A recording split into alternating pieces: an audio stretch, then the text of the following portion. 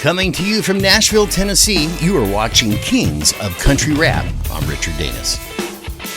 Please like, share, and subscribe. Don't forget to hit that bell so you get all of the latest breaking news and updates on your favorite Kings of Country Rap.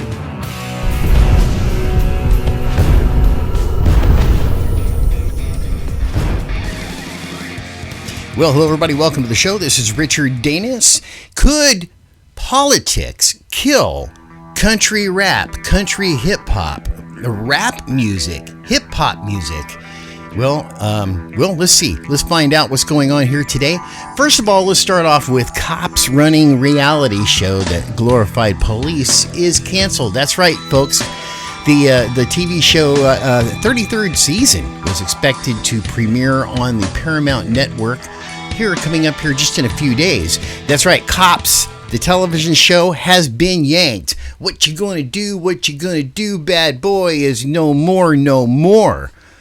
The Paramount Network confirmed on Tuesday that it had removed the reality show from its schedule as protests nationwide call for the police reform.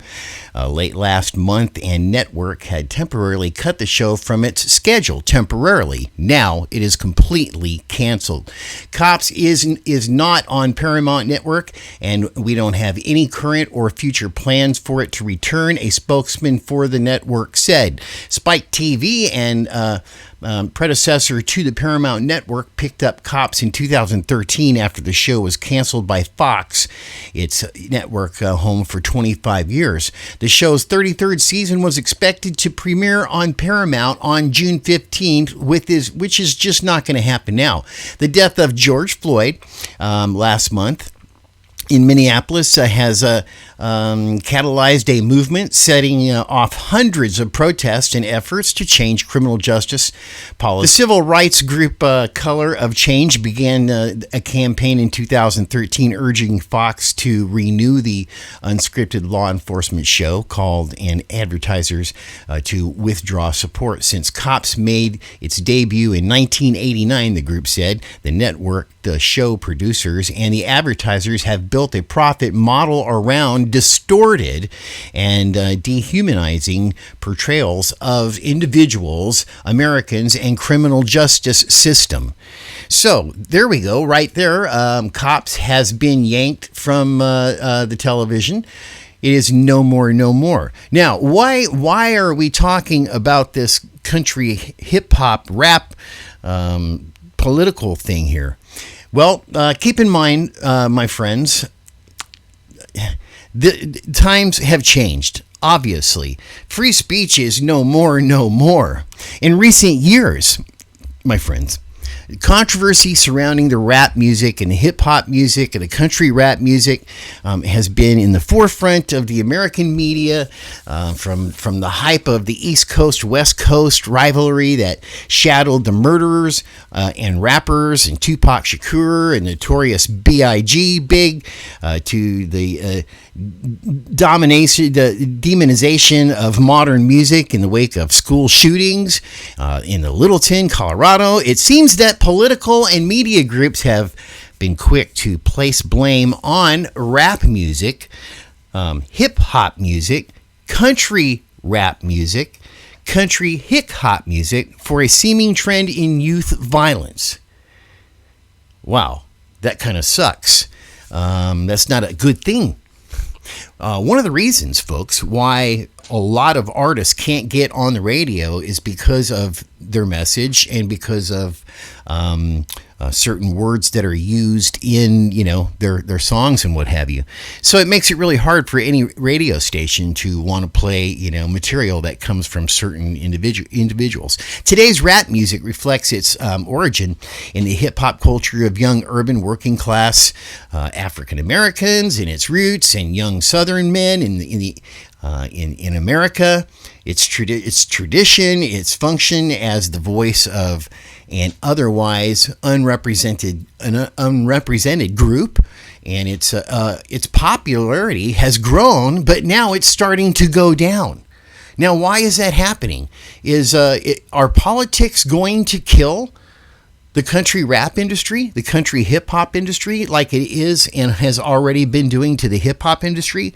The hip hop music is generally considered to have been pioneered in New York, the South Bronx in 1973 by a Jamaican-born cool DJ at a Halloween dance party thrown with his younger sister. Did you know that? Let's see. He used an innovative turntable technique to stretch the song's drum break by playing the break portion of two identical records consecutively. The popularity of the extended break lent its name to break dancing at first, a style specific in hip hop culture, which was pushed by the younger generation. Now, he extended his drum breaks and played it by DJs at New York dance parties. By the mid-'70s, New York's hip-hop scene was dominating by the turntables, which, older folks, we know exactly what those were in the old days. Now the turntables have changed. So now country rap, country hip hop itself, the rhymes spoken over the hip hop type of music began as a commentary to the ability or skills of popular DJs. While the DJs were playing records at a hip-hop event, lots of MCs and forerunners of today's country rap artists introduced DJs and their songs and other Southern boys that were putting out, country rap, hip-hop type of music. And it was often recognized as the presence of friends in the audience at country hip-hop performances. Now, there's a lot of country hip-hop guys out there, but I don't know if you guys have noticed that a lot of them have started to die down. And one of the reasons why is because politics will kill everything, every time, all the time. If you include politics into the industry that you're involved in, it definitely will. It will just take its toll, and it will destroy. Now, some people are not into making money from their music. They're more into spreading a message, which is perfectly fine. But as I said, free speech nowadays, it's just over with. It's just changed too much.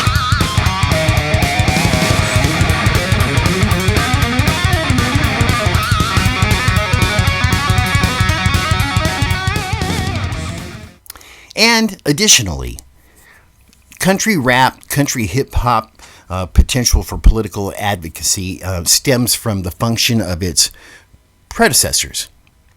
It comes from African American rhyming games as forms of resistance to the system, and to talking about slavery. Rhyming Games 6 encoded race relations with African American slaves and their white masters in a way that allowed them to pass the scrutiny of suspicious overseers.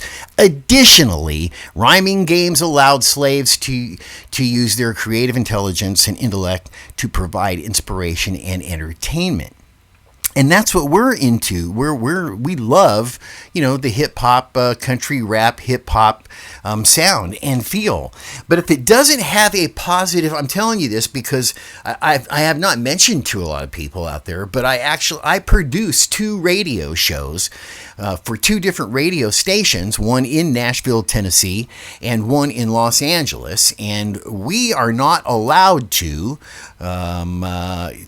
put certain artists on the radio because of their message.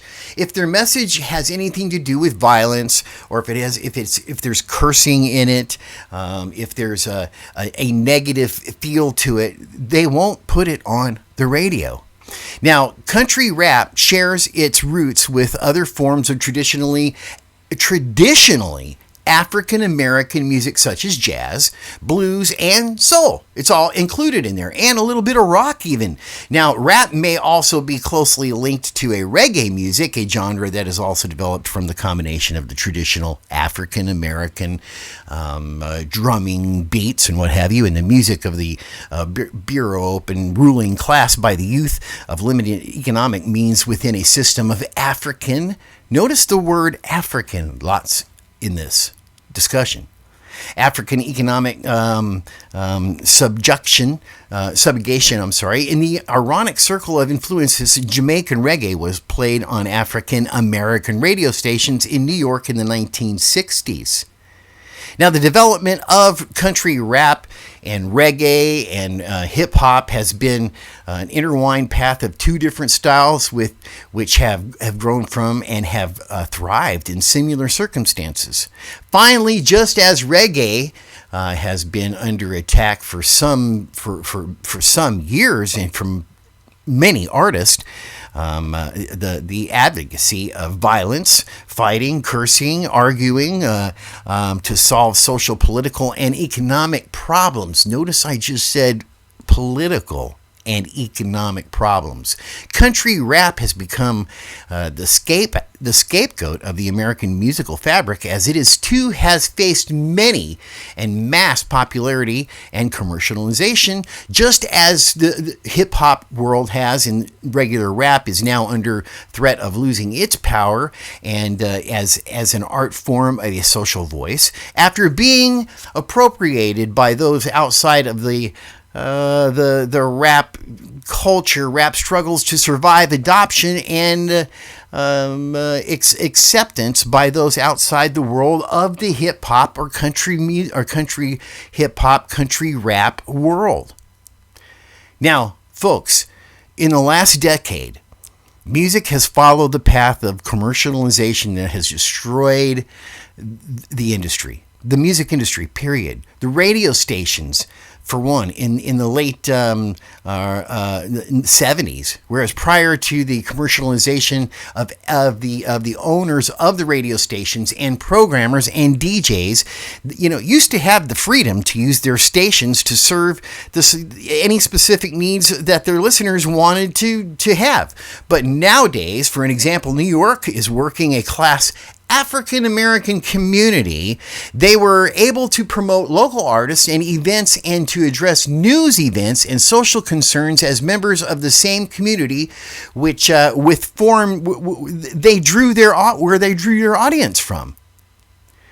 So now, when artists come out in the country hip hop, country rap genre, and they start delivering political views, that is what's going to prevent them from being on the radio. That's what prevents them from getting out there and more people being able to enjoy their talents and their skills. And, the country hip hop, country rap genre is driven mostly by young men. And a lot of people out there, this is nothing personal to anybody at all whatsoever, but a lot of people out there that listen to music, no matter what genre it is, it doesn't matter. They want what they want. They want to hear what they want to hear. They really don't care about the politics that are involved. They really don't see or look at or accept the consequences that come with certain types of music, whether it be rock, whether it be rap, whether it be jazz, whether it be thrash metal, it doesn't matter. The message that is delivered in the music is what is going to decide the actual success for the artist. Now, YouTube has changed a lot of things, but guess what? Now YouTube, which I call ScrewTube, is now restricting free speech. It is now censoring your opinions. It is now censoring your music. It is now censoring. And over a period of time, you folks will see, you will watch this happen. The industry will die on its only platform that it has right now to even exist, because they can't get on the radio with their messages and the vocabulary that's in a lot of the messages. And the what they're talking about, what they're rapping about. So people don't really understand when they support certain things, they are actually killing themselves off, and that, folks, is done by design. It is actually the politics of the music industry, and these politicians, they get together and they make all these crazy rules and all these crazy hiccups and all these crazy things that make people it just prevents them from becoming more successful. And additionally, some country rappers, country hip hoppers defend the presence of violence in their lyrics. Journalists write all the time that violence and hatred and the lust and the love for money and showing off the success and all that stuff prevents them from promoting the artist and putting it out there for people to hear and see. So it's like anything else out there, folks. Anytime you involve politics into your message, anytime you involve politics into your career, anytime you involve politics into your desires, your dreams, your aspirations, your goals for success and what have you, it will always be controlled by politics. Could and is this happening? Are politics affecting the success of country hip hop rappers? Is politics right now killing America's hip hop country genre? This is Richard Danis coming to you from the Upchurch Street Team Radio. Thank you for joining us. Coming to you from Nashville, Tennessee, you are watching Kings of Country Rap. I'm Richard Danis. Please like, share, and subscribe. Don't forget to hit that bell so you get all of the latest breaking news and updates on your favorite Kings of Country Rap.